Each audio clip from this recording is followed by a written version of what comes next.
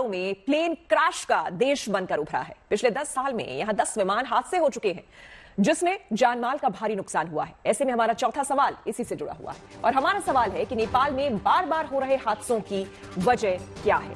दरअसल ऊंची पहाड़ियों के बीच बने एयरपोर्ट और मौसम यहां के अधिकतर हादसों की वजह बनते हैं। हालांकि आज का हादसा इन दोनों वजहों से अलग माना जा रहा है।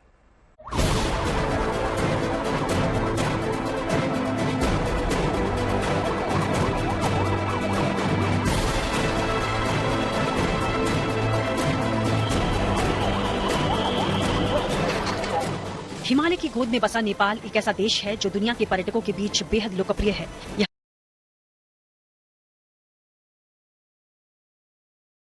यहाँ दुनिया भर से सैलानी घूमने के लिए आते हैं, मगर नेपाल में पिछले कुछ सालों से लगातार हो रहे प्लेन हादसों ने चिंता और सवाल एक साथ खड़े कर दिए हैं।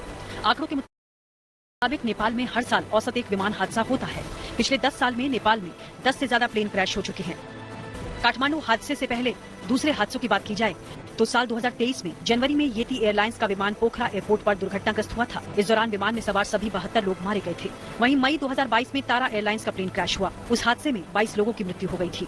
और इससे पहले अप्रैल 2019 में नेपाल में एक विमान 2 हेलीकॉप्टर से टकरा गया था। उस हादसे में 3 लोगों की जान चली गई। साल 2019 में अप्रैल से पहले फरवरी में भी हवाई हादसा देखने को मिला। अप्रैल में खराब मौसम में हेलीकॉप्टर दुर्घटनाग्रस्त हुआ था और इस विमान में नेपाल के पर्यटन और सिविल एविएशन मंत्री रविन्द्र अधिकारी भी शामिल थे। मंत्री रविन्द्र समेत 7 लोगों की मौत हुई थी।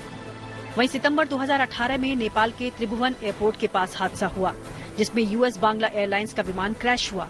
इस हादसे में 49 लोगों की मौत हुई थी।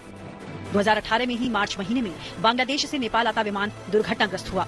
ये हादसा त्रिभुवन एयरपोर्ट पर हुआ। इस हादसे में 71 लोगों में से 51 लोगों की मौत हुई थी। इससे पहले फरवरी 2016 में भी पश्चिमी नेपाल में विमान दुर्घटनाग्रस्त हुआ था जिसमें 2 लोगों के मारे जाने की आशंका जताई गई थी। साल 2016 में फरवरी में इससे पहले भी पोखरा से जोमसन जाता विमान हादसे का शिकार हुआ था। उस हादसे में 23 लोगों ने जान गंवाई। इससे पहले मई 2015 में अमेरिकी हेलीकॉप्टर हादसे का शिकार हुआ था जिसमें 6 अमेरिकी सैनिकों ने जान गंवाई थी। इस हादसे में 2 नेपाली अधिकारियों की भी मौत हुई थी और हेलीकॉप्टर में सवार 5 नागरिकों ने भी जान गंवाई थी। वहीं फरवरी 2014 में खराब मौसम में विमान दुर्घटनाग्रस्त हुआ था जिसमें सवार सभी 18 लोगों की मौत हुई थी। नेपाल के अंदर मैंने देखा है और बचपन से मैं देखता आ रहा हूं, नेपाल में रेट ऑफ एक्सीडेंट बड़ा हाई है।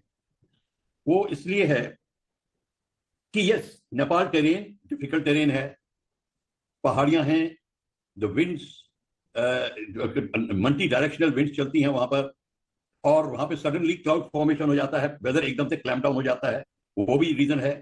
दूसरा रीजन है पहाड़ियां हैं, जगह रनवे छोटे बनते हैं, उनके पूरे रनवे बनाने का जो प्रावधान है।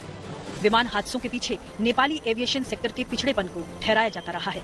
दरअसल यहाँ के ज्यादातर एयरपोर्ट ऊंचे पहाड़ी इलाकों में स्थित हैं, जहाँ अधिकतर छोटे विमानों का परिचालन होता है और कई बार तो सालों पुराने ये छोटे विमान हादसों का सबब बन जाते हैं। हालांकि नेपाल का एविएशन सेक्टर पिछले कुछ सालों में विकसित तो हुआ है, लेकिन उसे आधुनिक बनाने की ठोस पहल नहीं की गई है। वैसे नेपाल में हादसों की वजह भौगोलिक चुनौतियां भी हैं।